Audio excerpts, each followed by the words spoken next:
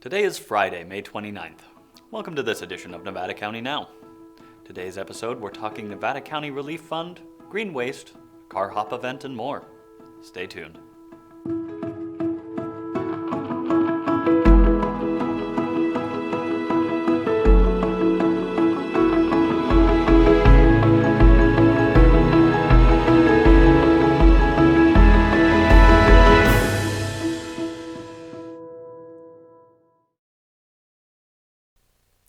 Hello and welcome to Nevada County Now. I'm your host, Cole Pettit. Our top story tonight, the Nevada County Relief Fund is set to announce who will receive the first set of distributions today. The fund was launched on April 14th with initial $100,000 start by the Board of Supervisors. The fund will be awarding money to safety net nonprofits and to small businesses. As of this morning, the fund currently sits at $321,891. Joining me today to discuss the fund are four members of the team: Caleb Dardick, Julie Baker, Christine Kelly, and Hardy Bullock. Thank you all for joining me today. Good morning. Thanks for having us. Thank you. Could I get each one of you to explain a little bit about what it is that your role is for the fund right now? Christine?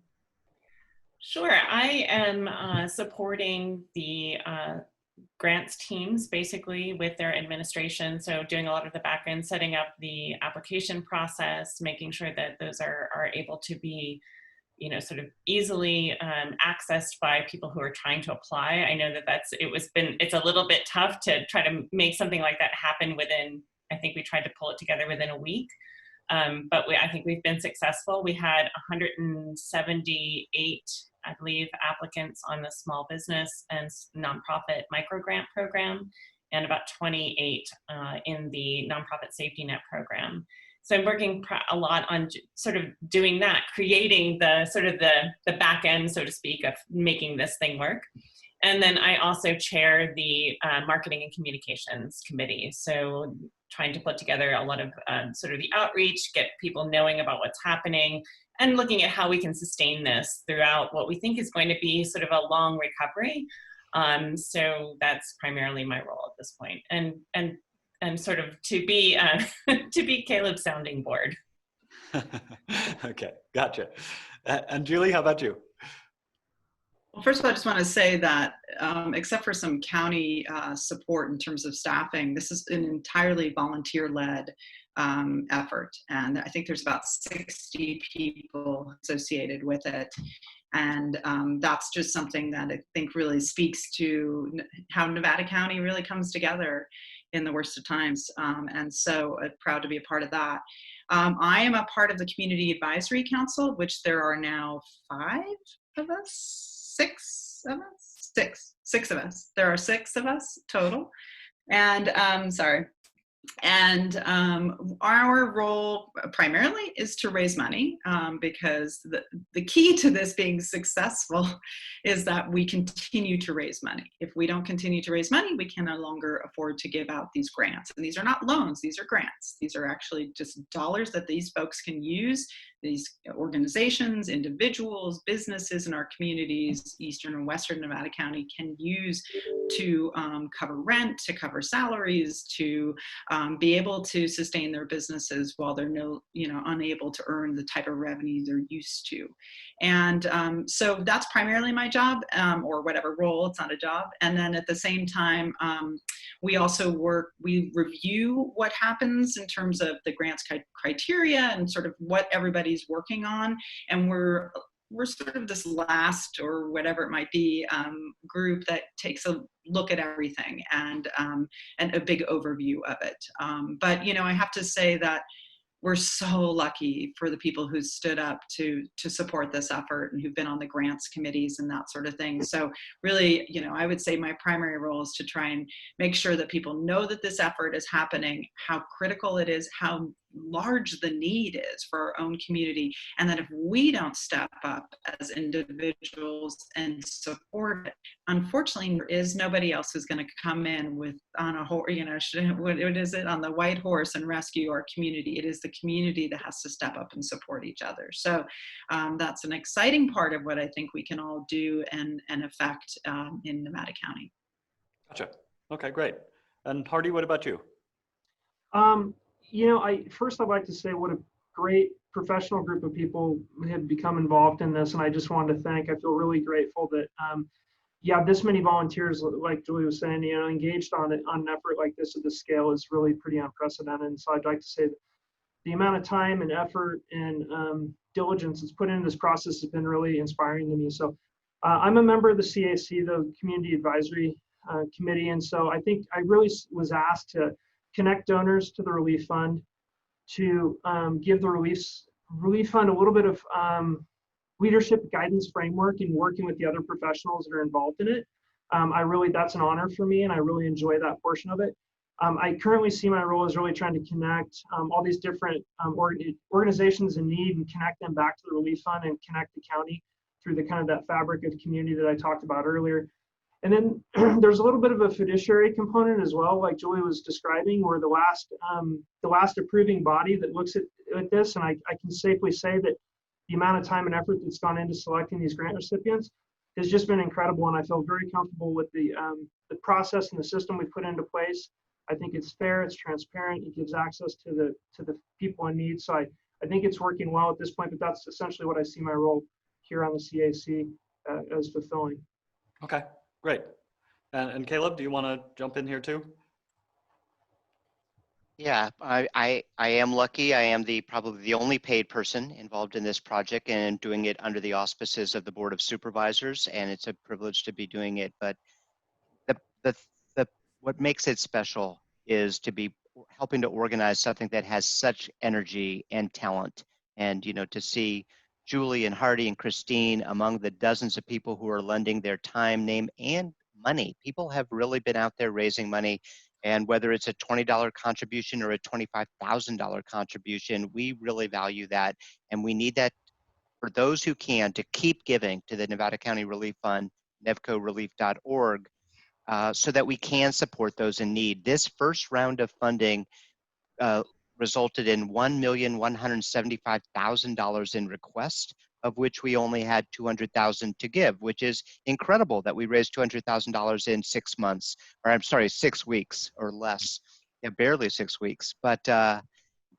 need hasn't gone away, and so our commitment is to keep fundraising, and every time we raise another $100,000 to get it back out to the people doing that important work on the ground with the nonprofits helping the most vulnerable among us, as well as that lifeline, that bridge support to the small businesses. So it's an ongoing process. I wish I could say it was over, but I'm afraid it's just beginning.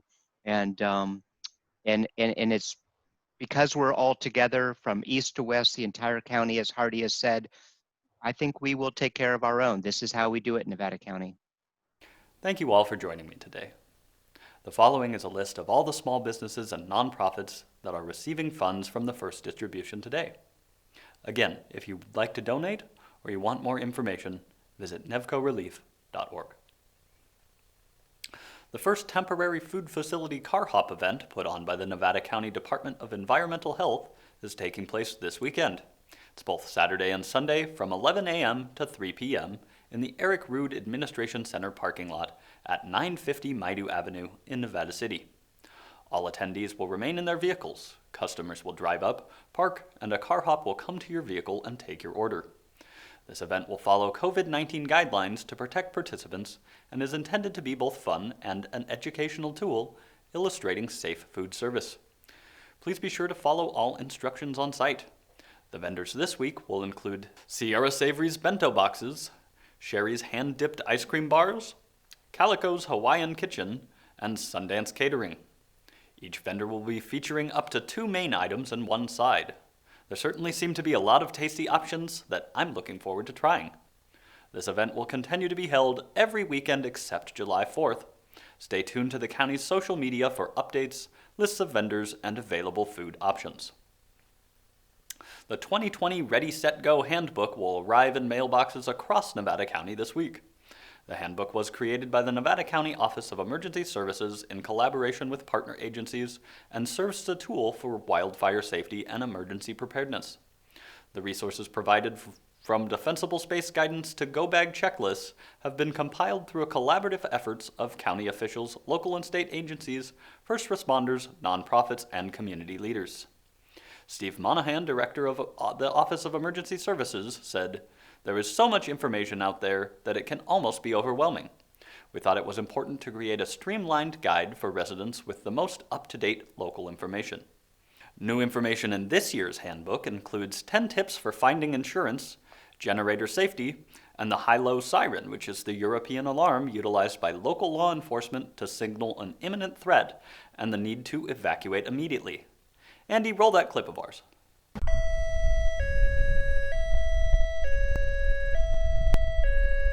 Eyes, nose, and ears. The high-low siren is a new sound to help you stay safe in an emergency. It is specifically designed to alert you to an immediate evacuation order. If you hear this sound, it means only one thing: evacuate immediately. You will only hear this sound during an evacuation order. If time permits, officers and deputies will be responding to your area and using PAs and going door to door to do evacuations. But if you hear this sound, you can help them in doing their job safely and evacuate the area immediately. The handbook also includes contact information for 6 local organizations participating in the Listos California campaign to help individuals, families, and communities prepare for disaster. The development of the handbook was a collaborative process between the town of Truckee and the cities of Grass Valley and Nevada City. The guide captures municipal codes and ordinances, as well as covers both opt-in emergency alert notifications, systems pertinent to property owners and residents in eastern and western Nevada County. The delivery of the Ready, Set, Go handbooks will be staggered. All residents should receive their copy within the week. While we're on the topic of wildfires, a reminder that the Fire Safe Council's Green Waste program is continuing this weekend. It runs Sunday through Tuesday, 9 a.m. to 3 p.m., and accepts tree and plant trimmings, weeds, leaves, and branches. Just don't take Scotch broom, blackberries, or poison oak. Be nice to those volunteers out there. There are 3 locations available: Alta Sierra at the NID site on Francis Drive, Penn Valley at the Rodeo Grounds, and Grass Valley at the Rise Gold site on Brunswick Road. So get out there and create your defensible space for both your safety and that of your neighbors.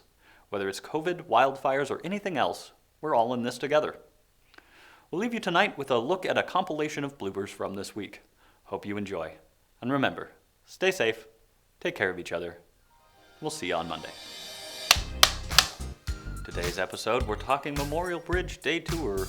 Memorial Day Bridge Tour. Yeah, okay, that's definitely Monday. Day is Memorial Day?